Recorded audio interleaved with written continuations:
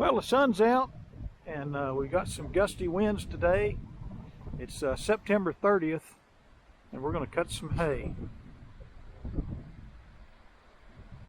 I've got the Massey Ferguson 1105 hooked up to the Krone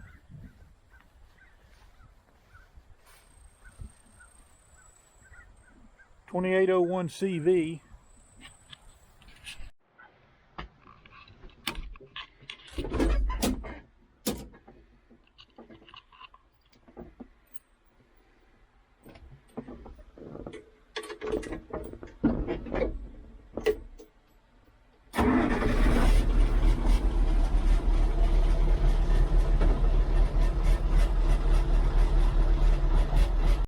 So right here is what we're cutting.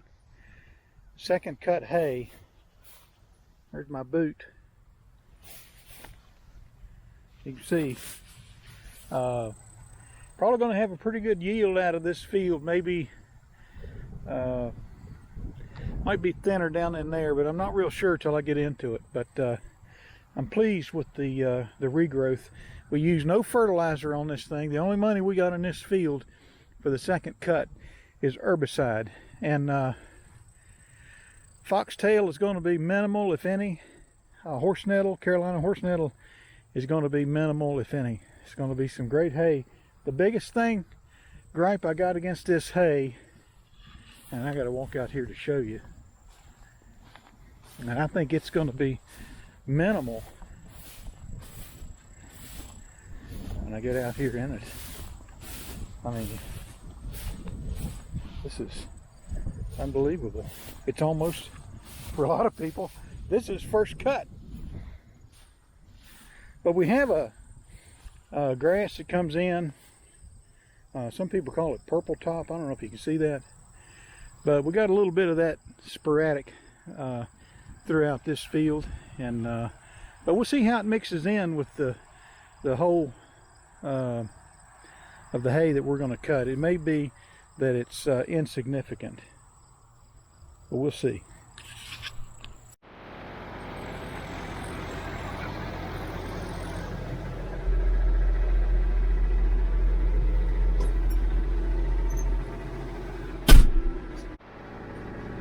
I'll be mowing at a pretty good clip. First gear, high range, multi-power, low and high, and we'll just see how it goes.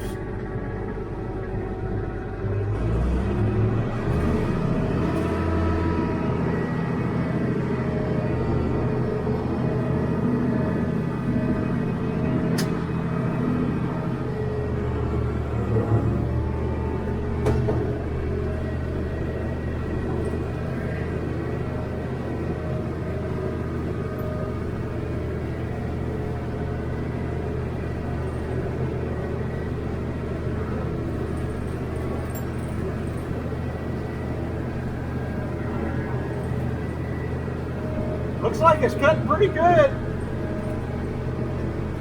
Definitely getting some hay for a second cutting.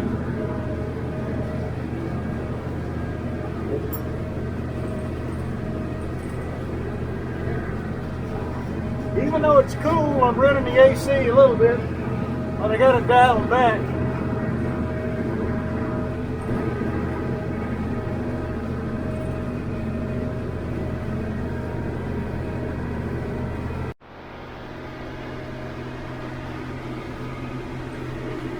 Still got to cut that down there.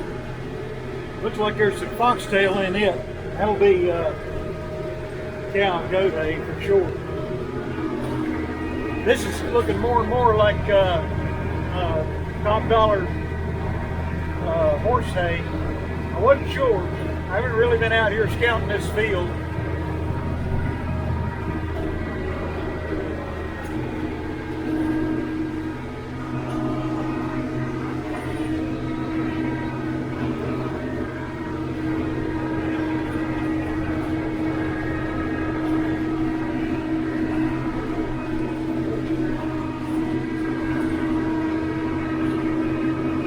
See some moisture on the tires. and we had rain the last 2 days, and yesterday we had pretty hard rain. Down in that bottom over there, I'm not sure I'd be mowing that hay. It'd probably be, I won't say standing water, but there's probably some, probably a little bit of more moisture than it is here. I like to ride up on the side of this bank a little bit, where the Krone's kind of down in the flat, and then when I make my final pass around the edges of the field, I'll put it up on the side of this bank right here where I'm driving. This is not a very big field, but it yields pretty good, and we didn't fertilize for a second cut this year. Last year I fertilized for second cut, and we got into a drought, and I made enough money between my gleaner hay and second cutting to pay for the fertilizer. But really thin down in here. I'm not sure what that's all about.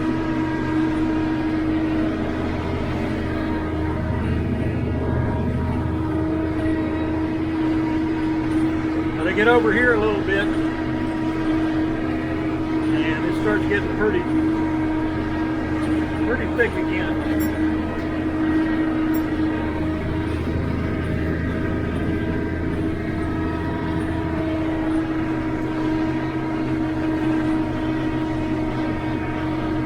Bump this thing up to multi-power high and make another round, and then I'll get out and see what we got.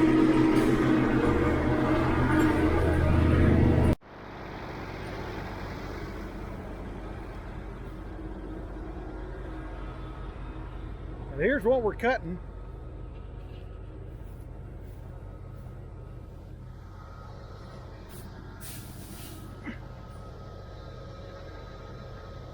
That's some leafy grass right there, and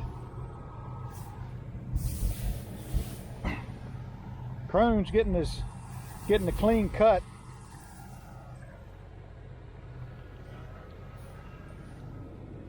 As you can kind of see in back here, I think the impellers still have value, just kind of bruising the leaves so that they'll dry. Here's kind of the edge of what I'm cutting, and this is really heavy right in here. It's not representative of the whole field, but nonetheless, we're going to get a lot of second cutting out of here, which will be nice. This is kind of the other end of the field. Pretty thick in here. Just some beautiful hay laying right over there in front of me, on the ground.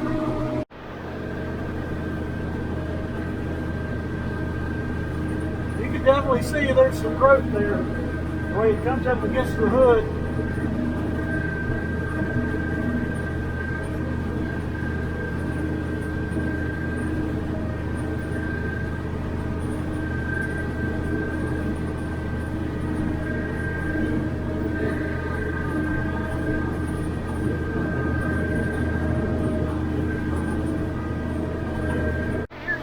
It gets pretty bumpy fast, so I take the multi-power, kick it down to low, slow everything down a little bit. I think you can see the tractor pitching a little bit from side to side.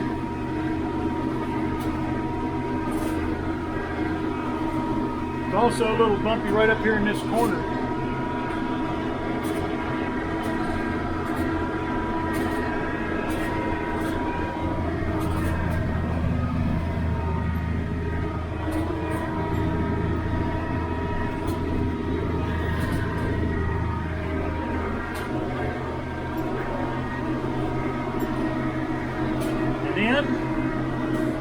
Back to multi-power high. It's funny, you know, you kind of learn your fields and where the bumps are and where the rocks are, and you can't remember your car keys, but you get out here in these fields year in and year out, and you just kind of, your brain just kind of remembers bits and pieces that you need to know when you're in the field, like where the bumps are, where the rocks are, where to speed up and slow down.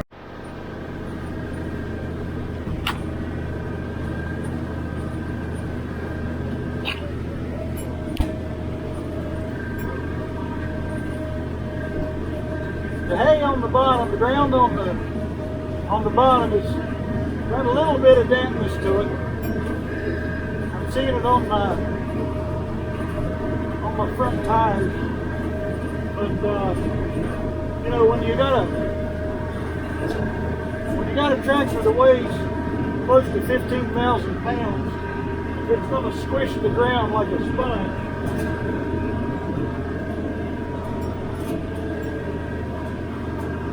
But the thing about it is, and what we like about this Krone,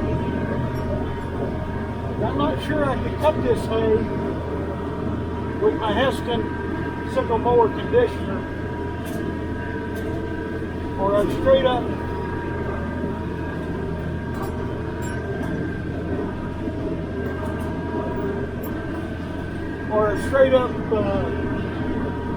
sickle mower, which we still have. And I had to pause right there in that turn. What I do is when I'm making a turn, the wheel in the far corner back there, I try to make it so that it's not going forwards or it's going backwards. I'm getting a pivot right on the patch, the ground contact patch, and that way I'm not oversteering, where I can put the back wheel into the beam on this Krone, but at the same time I'm getting a tight turn.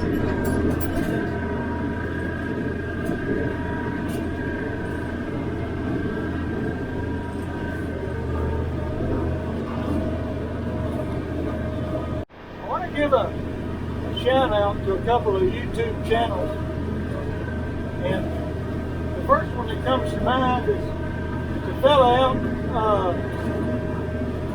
forgive me for not remembering, but he's either Oregon or Washington State, but his name is Ed Gosling, and Ed comments on my videos. Not all the time, and I don't expect to comment from everybody every time. I mean, you can't watch every video. But Ed's got a farm out there, and he's got cattle, and he makes hay, and he's a real deal. He puts up videos once a day, sometimes twice a day. And you know, they had the big fires out there. This is September the 30th, so you know, it's been a couple of weeks ago, and the smoke made it all the way out here. But if you want to see some really interesting videos, go back and look at Ed Gosling's videos back in the middle of September when those fires were raging. And he was right there on the edge of the burn, and you know, he was running a sprinkler and you know, taking other measures to make sure that the fire didn't get to it, and it didn't. Thankfully, it didn't. But if you have a chance, watch Ed Gosling in his YouTube channel. Another fellow that's got some good YouTube videos, and his channel is DeHaven Family Farms. I believe his name is Chris DeHaven, and he's got a lot of nice videos. He makes some hay, both square and round bales, But he also always seems like he's got a project going on. And I recommend that you check his channel out. So I thought I'd interrupt this video for a minute. There was one fella YouTube channel that I forgot to mention while I was out there doing my shout outs, and I didn't want to leave him out. There's a YouTube channel called Michigan Hay Sales, and he's got an 1105 Massey like this. He's got a white 2105. He just did a major rebuild on engine and transmission. It's a great tractor, and he's a real deal too. He cuts a lot of hay, and he's got some cattle, and he's got a good channel. I would recommend you look him up. Some other guys that just kind of come to mind. There's a fellow named Farmer Pete, and he's got an old International 1486, and Alice Chandler's. I want to say it's a 180, but I can't remember. He farms with those things. He's a great mechanic. He's got some videos on there.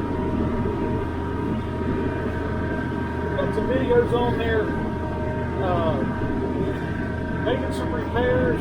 I know I saw one where he was doing a rebuild on one side of the brakes on his Alice Chandler. Well, you haven't seen his stuff. Check it out. Of course, I'm always watching Andy Detweiler and Harmless Farmer. What a terrific, inspirational guy. And, you know, he's a real farmer. Another YouTube channel we watch is, I think it's called The Farmer's Wife, Meredith Bernard. And in many ways it features her husband, Lawrence, who farms. They farm cattle and then they hay, sorghum Sudan. They do it in round bales.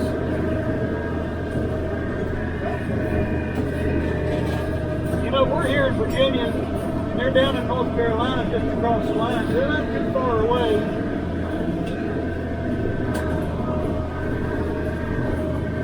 But her husband really, he's a go-getter, and works hard and mashes his fingers, you know, and they run a couple of 40-20s. I think they got a 40-20s. I mean, John Deere 4440. We can't get the words out today. John Deere's, the iron horse tractors. They run a couple of those, and they also run an open station 4320, and I believe they got a New Holland, which is a Ford, original Ford design, 3930, I believe is what it is. It might be a 4930, but I believe it's a 3930. And they run a Gleaner combine. They got an old Gleaner combine, and I believe it's a gasoline combine, but it made that thing run when a lot of people would just give up and put it out to the track. Not too far from me, I'd say a couple hours, maybe a little more than that, is DLH Farm. You see him on YouTube. Watch his videos.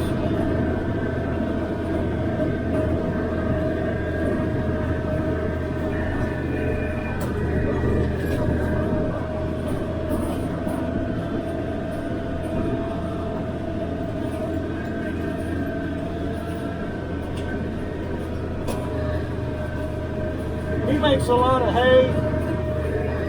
Of course, he's always got something else going on. Construction business, things like that. got a great disposition and a wonderful family from what I've seen of it on his YouTube channel.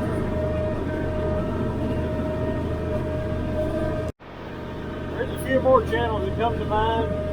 Welch Farms. I think he might be just getting started out with his channel. And Denny's Country Life. I've enjoyed watching his videos. Again, I don't catch all these people's videos, but these are the ones I kind of pick up on from time to time. Country View Acres. I watch him, as far as his hay making. This year is the first year that he's made hay on his own. He's got I'm not sure what model it is of his baler, but it looks like my old New Holland 68, except it's a wide time baler. He's got a sickle mower and an old New Idea rake, and he runs an old Case tractor. Part of the hood's gone. People getting grief for it. And he's got an Alice Chandler's. I'm not sure what model it is, but it's got the same body style as Farmer Pete, like a 170 or 180 Alice Chandler.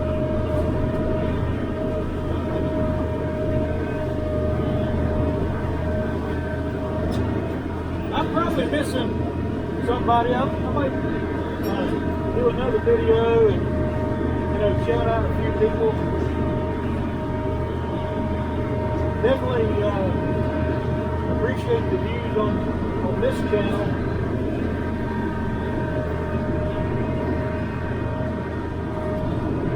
Far, let me get out and kind of look things over a little bit.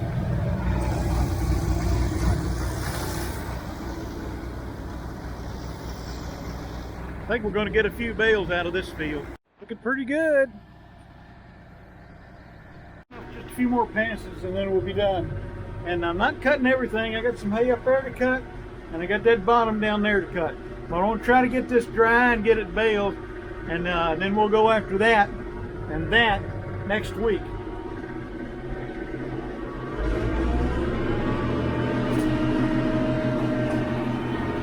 Here we go.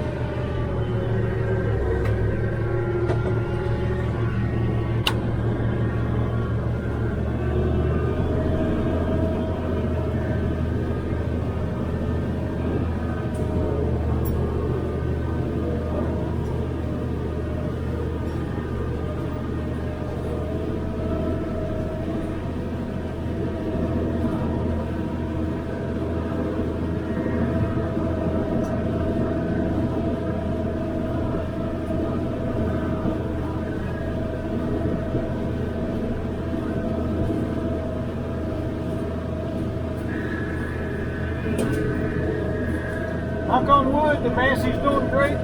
Krone's giving a nice cut.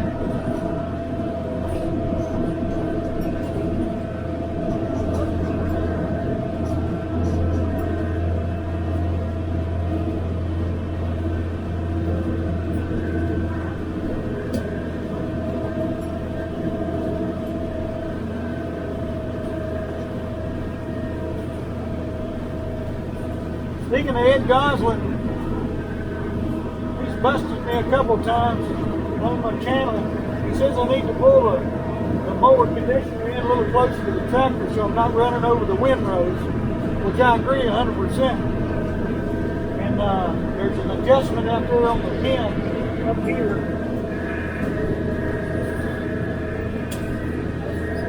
Yes, you can do that.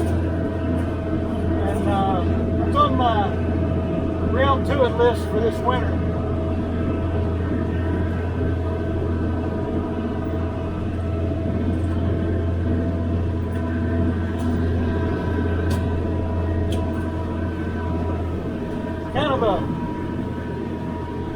have to work around the day job. So some of these things that seem otherwise simple get pushed to winter. We'll be baling this hay in the first week of October. And I've got more hay to cut beyond the two fields I pointed at earlier. We've got all of our gleaner hay. And there's not really a whole lot. But, you know, you get the equipment out. We're taking 3 or 4 days or longer in this cooler weather. Cut, whether you cut in a half-acre field or, you know, something a whole lot bigger.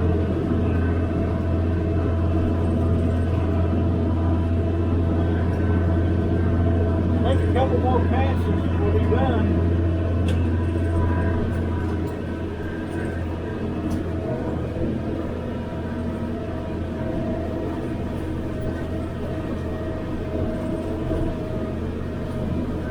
I really like the multi-power on this Massey Ferguson. We never had a tractor with anything like it up here before. It's always been just tractors with a crash box transmission, you know, with a high and low combined total, you know, 6 or 8 forward gears.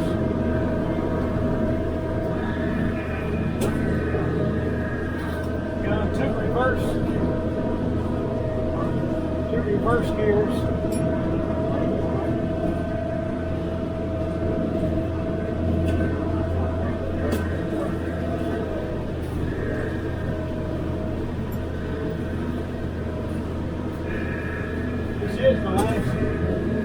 This is the last pass. I think.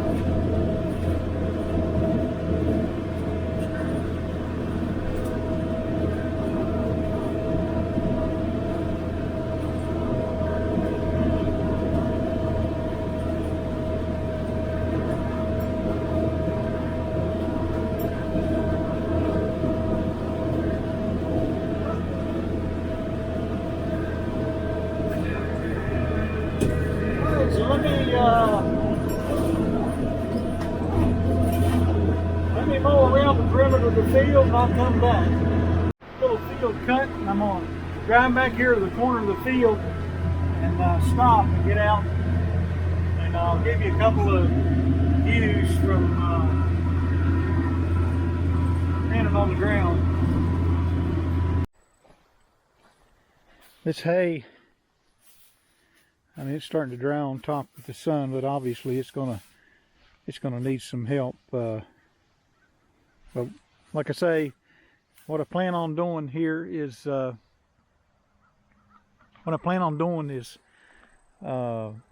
letting this hay set until tomorrow afternoon, late tomorrow afternoon, and I'll come in and ted this hay, and then we'll just let it set for another day. And we might ted it a second time, but my goal is to let it set for a second day after it's been tedded, and then run my Vermeer TR90 through it when I rake my windrows, and it kind of stirs everything up and mixes the hay. And we've been pretty good. We've had pretty good luck with that thing this year of tedding once and raking once and baling. So if we can do that, that'd be great, because a lot of times this second cut seems to go right in the ground. I think we're going to get a few bales. Right here's another view of the field that I just cut. That's second cutting hay, September 30th. And I'm very pleased with how dense it is. It's not first cutting tall by any stretch, but there's going to be some hay come out of that field. So